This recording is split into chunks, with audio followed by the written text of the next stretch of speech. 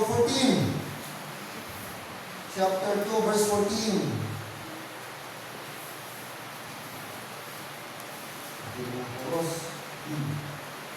Alright. Titus 2:14. Okay, let's read all together. Verse 14, go. Who gave himself for us, that he might redeem us from all iniquity, and purify unto himself a peculiar people, zealous of good works. Amen. Let's pray. Gracious and loving God, thank you, Father, for this evening. For this time we can gather, we can pray together, we can study together, and above all, Father, we can express our thanksgiving and praises to you for what you have done, for the things we accomplished, things that happened to us, especially, Lord, for the life of my wife, Mom Faith, giving her another year. Thank you for dedication and support in the ministry. Thank you for being part of this ministry as well. And thank you for the mothers, Lord, initiate an effort just to make her day meaningful and Lord, joyful. And this evening, Lord, as we proceed our Bible study, be with us and grant us your wisdom and knowledge that, Lord, naiintindihan namin at nasa buhay namin ang mga bagay namin pag-usapan ngayong gabi. Hoping and praying, this will encourage us, remind us, and exhort us this evening. This I pray in Christ's name. Amen. Amen. Please be seated. God's people, our message for tonight about God's people. I'm referring, of course, to the believers of the Lord, the Christians. So ano ang tawag sa atin? Bakit tayo naging God's people? Anong ginawa ni Lord sa atin? Mainly Jesus Christ. Now, andyan ang mga kapatid sa ating text. Nakita natin, diyan lang paikot-ikot ang ating mga points ngayong gabi. Verse 14, forgive himself for us, as we all know. Pastoral letter ito ni Apostle Paul kay Titus. At nagsulat siya ito, sinulatan niya, address to Titus at sa mga Christian. At ito po ay about Christian life or Christian living. Starting in verse number 11, for the grace of God that bringeth salvation hath appeared unto all men. Now take note, ang grace of God in the Old Testament, hindi po lahat ng tao ay nag-appear, hindi lahat ng tao nag-experience. Pero thank God, after the cross, sabi ng Bible in verse 11, for the grace of God that bringeth salvation hath appeared to all men. Ibig sabihin, lahat po naka-avail, lahat po naka-obtain, lahat po naka-experience ng grace of God. Amen? And then, verse number 12, teaching us that denying ungodliness and worldly lust, we should live soberly, righteously, and godly in this present world. Now let's jump to verse 14, our text. Forgive himself for us, that he might redeem us from all iniquity. So first of all, why we are God's people? Number one, because we are purchased people. We are purchased people. We have been purchased. Notice the word redeem. That is the word redeem us. That means God bought us. God redeemed us. God purchased us. How? By what means? God purchased us. The answer, Ephesians 1:7. Ephesians 1:7. Remember that verse.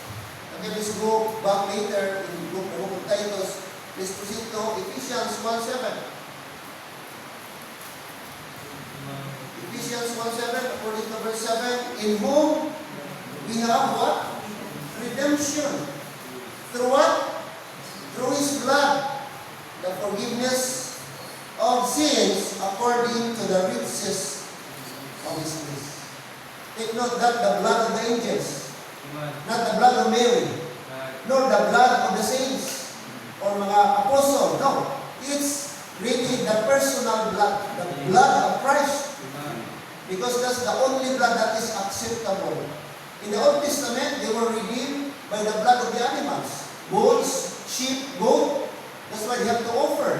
Otherwise, they will not be redeemed. They will not be forgiven. But thank God, in our day-to-day, after the cross, after the death of Christ, He purchased us, He bought us, He redeemed us by His precious blood. Amen? Kaya, wala nang religion ngayon, nag-offer ng blood. Wala nang simbahan ngayon. Wala nang yung mga ritual, mga ordinances, mga practices. Because that has been cancelled, abolished in the cross work of Christ. Amen? So we are redeemed by the blood. We are purchased. Just imagine mga kapatid, gaano tayo ka-valuable? Gaano tayo ka-precious in the sight of the Lord? Blood ang kapalit, dugo ang kapalit, may dugo na dumanak, may dugo na aga sa cross, may taong dapat mamatay sa cross para tayo lang mapatawad at magkaroon ng kaligtasan. Ganon tayo kamahal ng Panginoon. Ganon katindi, ganon ang ating level, mga kapatid, na kailangan may dugo. Kailangan may dugo, mga kapatid. At hindi po basta-basta na dugo. Pwede ang Panginoon magpadala ng angel. Pwede pa si Gabriel, pwede pa si angel na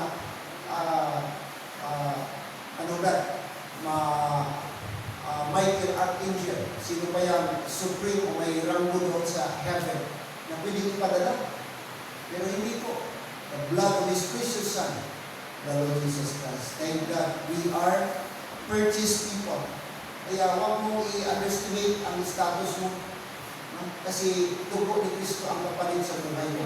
Hindi po mababa, hindi po low quality ang pagkasave mo, mga kapatid.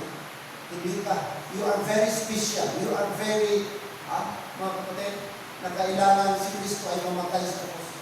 Kaya hindi basta-basta yung ating kaligtasan. It takes the life of Christ, it takes the blood of Christ to purchase us, mga kapatid. No?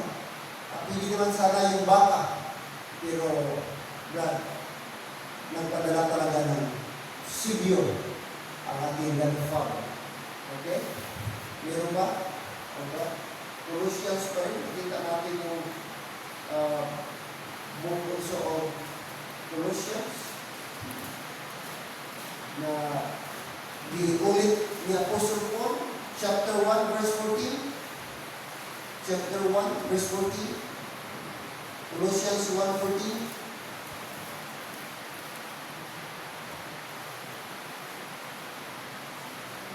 Colossians 1:14. In whom we have redemption through His blood, even the forgiveness of sins. Almost identical, almost the same doon sa Ephesians, amen? So, di-mention ni Paul sa Ephesian believers na sila po na-redeem, binili ng napaka-valuable. It's the blood of Christ. The same way, ginamit din po ni Apostle Paul sa mga Colossians na sila din po ay na-save, naligtas, nahugasan, napatawad sa pamamagitan po, mga kapatid, na dugo pa rin ng Panginoon. Okay? Look what happened in Hebrews chapter number 9. Hebrews chapter number 9.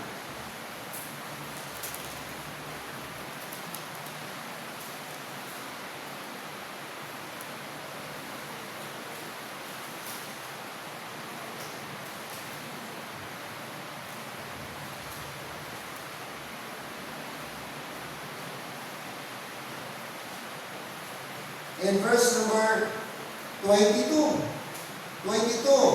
And almost all things are by the law, purged with blood. And without shedding of blood is no remission of what? Sins. That's how important, mga kapatid, ang kamatayan ni Kristo. That's how important, mga kapatid, kung bakit may kailangan dugo. Kasi sabi ng Bible, for without shedding of blood is no remission of sin. No remission. Ibig sabihin, very essential. Sapagkat sabi dito, in verse number 19, anong ginagawa? Back in the Old Testament, for when Moses had spoken every precept to all the people according to the law, he took the blood of calves and of goats with water and scarlet wool and hyssop and sprinkled both the book and all the people, saying, "This is the blood of the New Testament which God hath enjoined and to you." Okay? So yun ang back in the Old Testament, kailangan sila mag-offer mga kapatid. Pero sabi dito, in verse number, look at verse number 12.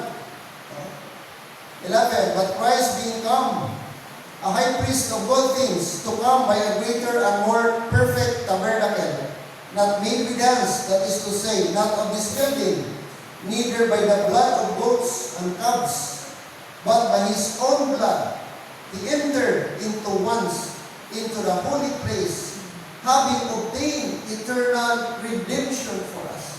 This refers to the death of Christ, na pumasok siya into the holy place, ang kanyang dugo, and that is eternal. Sabi ng Bible, we obtain eternal redemption. Amen? Napakaganda. Eternal redemption, that is yung ginawa ni Jesus Christ lang. Kasi yung ginawa sa Old Testament, temporary lang.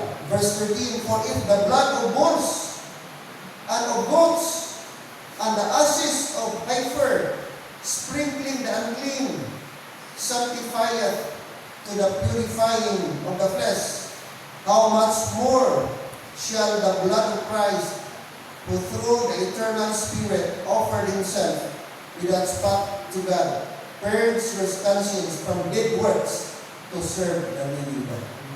So, temporary lang sila, malimpyo, yung mga bulls, yung mga goats, blood of bulls, blood of goats, yung heifer, mga kapatid, temporary lang sila, pero hindi eternal, hindi forever.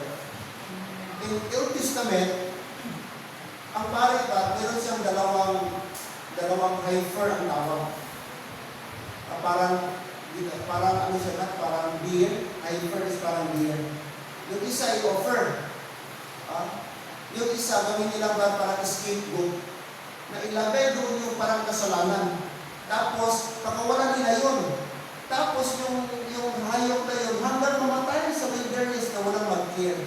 So, yun, para siya yung parang sin bearer, na pabayaan siya doon sa wilderness. Siya yung parang sin bearer na ilagay doon, hanggang pabayaan siya, hanggang mamatay. Meron siyang tawag, parang scapegoat ang tawag. Back in Old Testament. So, may isa yung offer, surugin, burnt offering, yung isa, scapegoat, pakawalan sa wilderness. Mga kapatid. Let's picture also about the sacrifice of Christ. A shadow ng kapatid. Okay? So, thank God, we are purchased. Amen? Na-purchased na tayo. Kaya, you are no longer belong to the world. Take note, you are God's people na because you have been purchased by the blood of Christ. Okay? Hindi ang basta-basta lumutan ng mga bulls. That is the blood of Christ. Alright. Number 2. Not only we are purchased people, number 2, we are purified people. Okay? Look at chapter 2, verse 14 again. Verse number 12. Look at Titus 2:12. Ano sabi ng Titus? Chapter 2, verse 12. Shall we read all together, please? Verse 12, read it all. Teaching us that denying ungodliness and worldly lust, we should live soberly, righteously, and godly in this. In the future? No. In the present world. Amen? So, sino ito, brad? Tayo, present man. Sa ating panahon ngayon, ang sinabihan nito, tayo ngayon sa ating generation, hindi ito pang millennium, nor in the tribulation, tayo ito. So, anong dapat gawin natin ba? We are to live what kind of living? Okay? The Bible says, teaching us that denying ungodliness, that means forsake natin any form of godliness. What else? And worldly lust. Yung pita ng mundo, yung mga desire ng mga mundo, yung mga bagay na hindi pleasant sa Panginoon. Okay? yung selfish desire mo, yung satisfaction sa mundo, yung joy sa mundo. Dapat i-deny natin yun.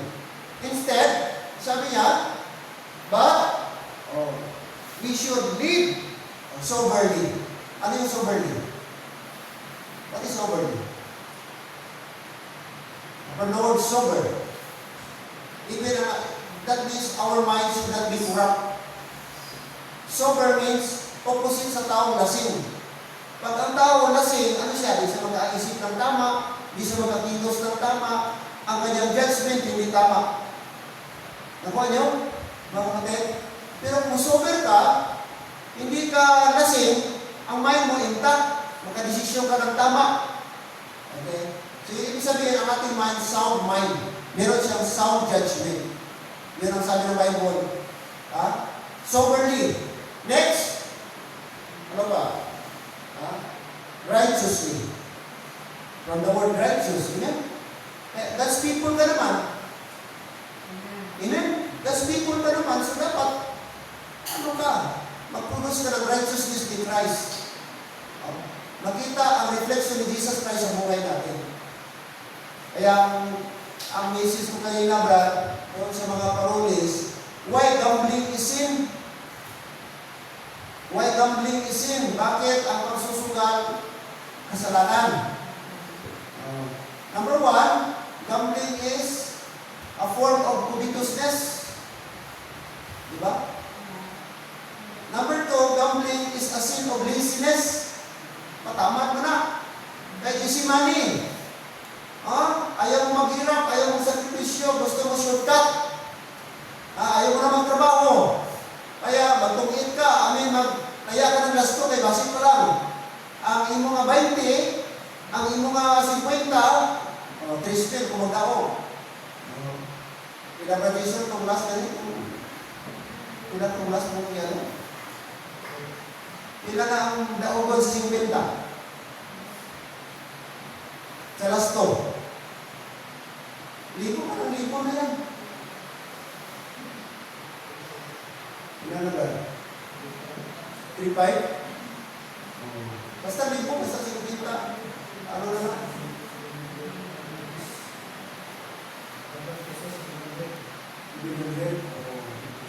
And then, yan yung last to, iba din yung sa high alive. Yan na yan? Iba po itong fitness. Katong high alive, di ba may number na siya nga parang may pasil-pasil? Di ba yung may papel ng una nga kita compute, tapos may labi-labi pa daw? Ano parang pangalan? Di ba? Padali. Sabi ko, wala. Tapos, ano that? Gambling sometimes leads to addiction or slavery. No? Na ang tao, siguro, kunti-kunti lang. Pero nakatilaw kamay, daog, nagsigisigi na. Before he know it, wala na. Nabandage na siya, slave na. Ulit nila, doon sa Isabela, Santiago, teacher DepEd teacher high school, nagbigti. Kaya na-addict sa scatter. Scatter is online gambling. Online gambling. Tapos, sige niya, nag-loan, pinda ATM. Kaya sige sugal, sige taya. Hanggang nag-ulak pa, nag-utang pa siya, 13,000, may 5,000 to 5. Hanggang dami ng gasingil sa kanya. Tapos to the point, hindi niya mabayaran, binatreat na siya. Pag di ka kabayan, itong araw na ito, itong pizza na ito, alam ko saan gagawi, alam ko saan gagadaan. Binabantaan siya. So grabe ang presyo. Bombarded siya sa presyo, kaya dami ng gasingil sa kanya. Nag-utangan niya. Ang option niya ng 50. High school teacher ba? 50. Na-addict sa scatter. Kaya grabe na. Grabe si Sita. Patilawon ka kadali. Pero ang kapalit pala, itrap ka niya. Kaya mag-ingat tayo kung may mga parinti tayo na Hindi yan God's will. Na doon tayo mag-asa. That is also. Pwede ka magdaog ka rin, pero pagkabukas, alam mo si Satan, pag nakadaog ka, ang excitement, nandun lang, di ba? Ang ano na, base pa lang, siguro mag-ano po, kaya so yan, non-stop. Mag-crave ka ba?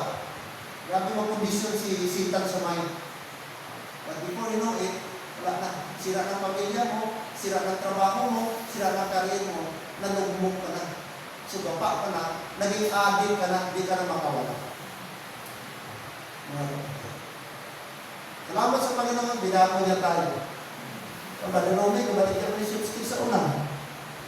Abot na rin sa Maguindanao, kung limod-limod din sa 60. Ang mga niya yung unang panginabuhi din sa Mindanao, pag-abot niya, amin sa Santo Tabaco. Mga suki na sige, mga ima, mga pag-ari. May pala na simintong tapurong. Suki na siya sa mga Muslim ka. Nagani ko ng handaw. Sipstick. Stay in. Pastor, legal man. Stay in, legal man. Pastor, loto, legal man. Pwede maging legal sa batas ng lupa, pero walang legal ba? Anything na sugal, na may bet, may pusta, that is considered gambling. At gambling, any form of gambling is sin. Kahit may kurit nila, tapos kami kay Jonathan, sige tayo na sa batos mo, yung sinilas mo, ihaboy na dito, palapit-lapit, sino mas lapit dito, pustahan na 5 pesos lang, minisukat 5 pesos lang. Sino mas lapit sa kurit, ano ito magdao? Isa 5 pesos lang ito. Tumuti may pusta na, sukan na ito. Consider sa ba na sala? 1 piso pa. Kasi naman si Grito lang.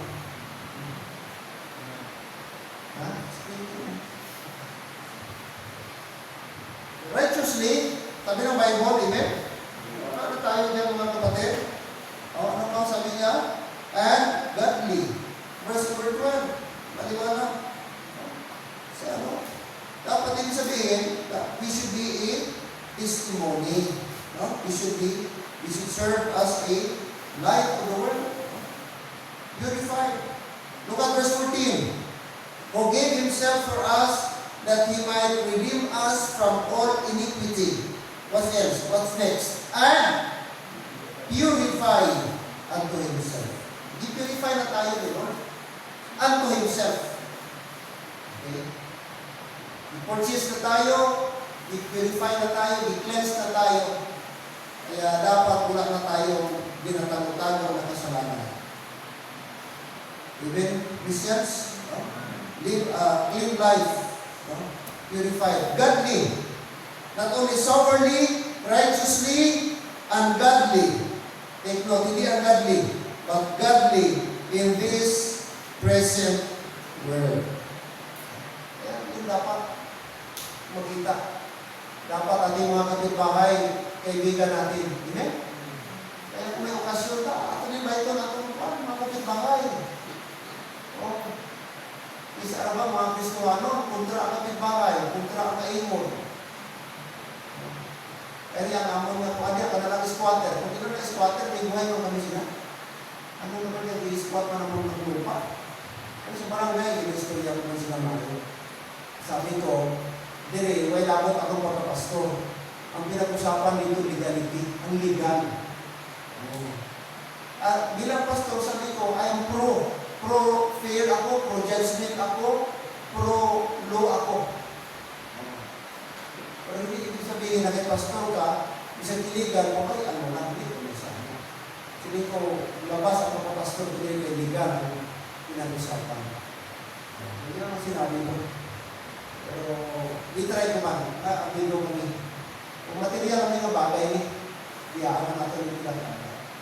But as by God's grace, yung mga kapitbahay namin dyan, pinakaibigan ko, muna, meron tayong mga sabon dito, bigyan mo sa isa. Maraming mangga, mahulog sa balay, hatira mo sila. Simple lang paraan. Pero at least, maging-testimony tayo. Bakit yung kapitbahay ko yung pastor, pero sula ko. pastor, bumiro na. Pastor, ang kalain, no? Although, kasi minsan, pag pastor kasi grabe expectation ng tao, daw, hindi ka na mangati, daw, ano naman. Hindi makulay na. Pero as much as possible, ang kapitbahay mo, ina-amigo mo na siya. Kasi mas maganda kung kapitbahay mo, kaibigan mo, kaya kung wala ka, uy, wala, nagsulot si Maray ni Pastor. So, ayun na rin. Uy, ano ka mo? Diba? At least, dipinsahan ka. Pero kung kalaban mo kapitbahay mo, babae yun, kuwata, nanda. Kung umusa, pwede nyo wako, umusa ka na. Diba? Kung kalaban mo yung mga kaibon, nalipay ko na makawatan ka. Pero kung namiguhon mo, namin siya. Amen? Ano mga kapatid? Maging testimony ka. Alright. And then what else? Na makita natin dito. Mga kapatid. Number 3. Balik tayo doon sa verse 14. Who gave Himself for us that He might redeem us from all iniquity and purify unto Himself a peculiar people, zealous of good works. Okay, number 3, we are peculiar people. Amen? We are not only purchased people, we are not only purified people, but the third one, we are peculiar. Peculiar means unique. Peculiar means special. Why? Because we are possessed by Christ. No? Na-possess na tayo ni Christ. And in fact, we are now new creature.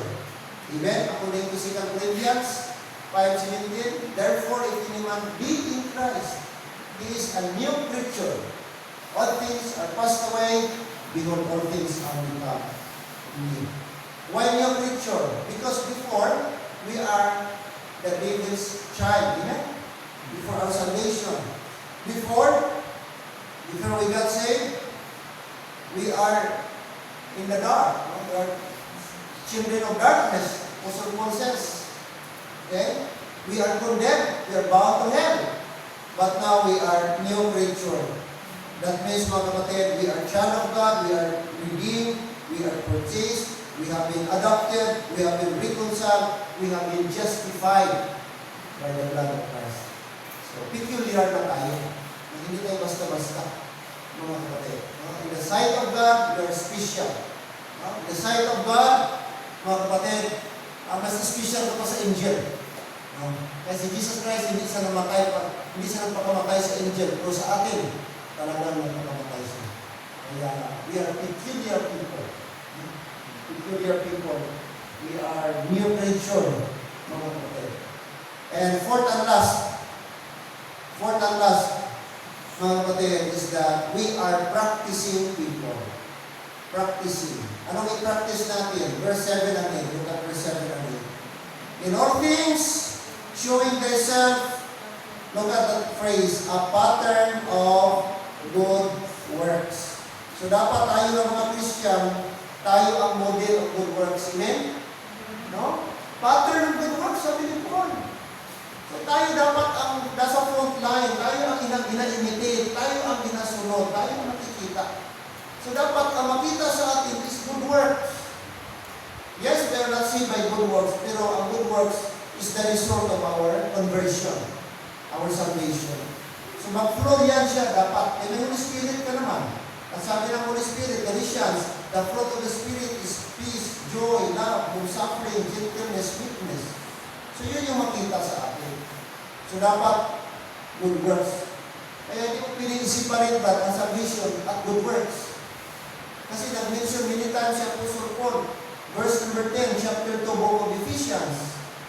We are created unto all good works. So pattern. Pattern tayo. Sabi ni Paul. Kaya sabi niya kay Titus, i-remind mo yung mga Christian. Tatandaan nila, in all things, sabi niya, showing thyself a pattern of good works. Personally, si Titus, number 1 siya ang model. In all things, showing thyself. Thyself is personal.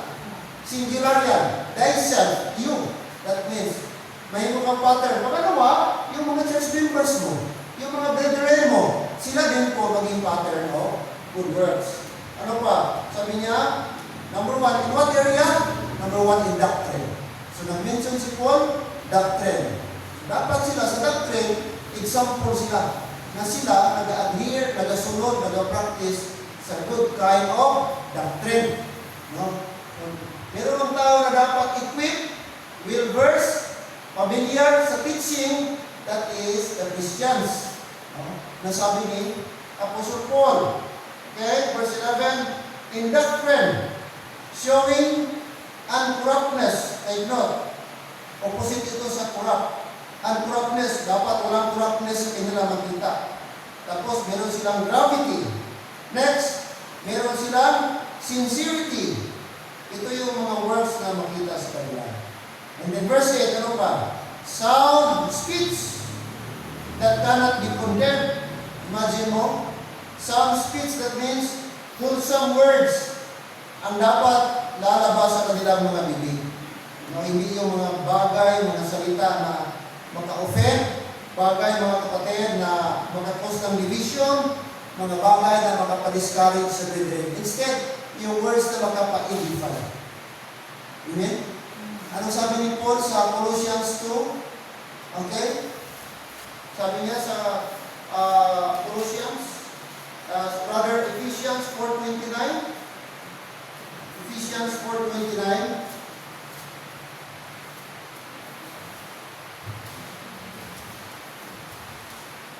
Chapter 4, verse 29. Let us read this. Verse 29. Ready? Read. Let no corrupt communication proceed out of your mouth, but that which is good to the use of edifying, that it may minister grace unto the hearers. No corrupt communication. Sabi ni Apostle Paul sa mga Ephesian believers. Ibig sabihin, ang words na lalabas sa kanilang bibig ay dapat hindi makasakit, no? Hindi maka-discourage. Okay? Corrupt. Anything na maka-discourage sa body of Christ. Instead, to edify. Edify. Mga utod ka. Sabi pa niya, that it may minister grace unto the hearers. Dapat ganun. Kaya mag-pray tayo na sana careful tayo sa ating pagsasalita. Amen? Ay, minsan di tayo aware, pero minsan pala indirectly naka-hurt na tayo. Indirectly naka-offend tayo. Hindi lang tayo aware. Even sometimes, even sa text natin, hindi tayo careful. Kaya, extra careful tayo. Okay? Sound speech that cannot be condemned. Sabi ni Paul, hindi kayo ma-accuse, hindi babalik sa inyo. And that he that is of the contrary part, sabi niya dito, contrary part may be ashamed, having no evil thing to say on you. Instead, sabi niya, yung nag-accuse sa kanyo, sa inyo, babalik yung sinasabi niya. Okay?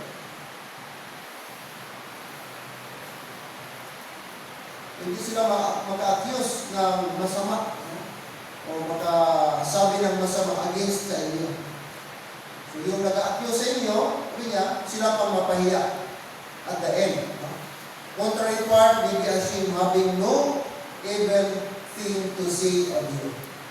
Wala silang comment na bad against sa inyo. Ayun ang sabi ni Apostle Paul. Of course, kasama sa atin. Kaya, we need to be sound in speech, wholesome words, and of course, pattern of good works. At ano pa? Ang last na sinabi ni Paul, ang sinabi niya, mga kapatid, at sabi niya dito, verse 14, who gave himself for us that he might redeem us from all iniquity and purify unto himself a peculiar people. And then, look at that phrase, zealous. And Underline that phrase, zealous of good works. Zealous. So that is practicing people.